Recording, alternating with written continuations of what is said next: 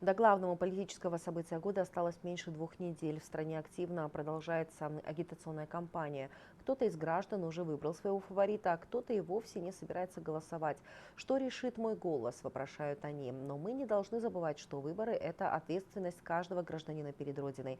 И выбирать необходимо ту партию, которую считаешь достойной. Тему продолжит Калия Душибаева. До выборов депутатов Джорку Кенеша остается 11 дней. Некоторые из нас уже определили своего фаворита, а кто-то еще в раздумье. Каким бы ни был этот выбор, он должен быть осознанным. Позиция против всех, она указывается в том, указана для того, чтобы избиратели дали свою оценку всей политической системе, да, которые выдвигаются и так далее. Но сейчас против всех может сыграть негативную роль. Некоторые при выборе своего фаворита руководствуются финансовыми посулами, а точнее продают свой голос. Однако нельзя забывать, что существует ответственность избирателей за продажу своего голоса. Занимающиеся подкупом граждане будут оштрафованы на 220-260 тысяч сомов. В случае массового подкупа голосов предусмотрена уголовная ответственность – лишение свободы. Согласно статье 192 Уголовного кодекса, штраф в размере от 180 тысяч до 220 тысяч сомов.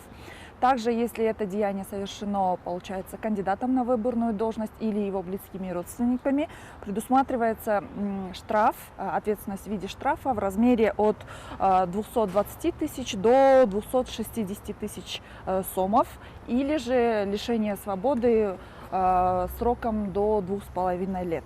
Сегодня у нас в стране есть все условия для того, чтобы провести честные и прозрачные выборы. Да и всем партиям, участвующим в избирательной кампании, предоставлены равные условия. А как пользуются этими условиями участники выборов, мы видим сами.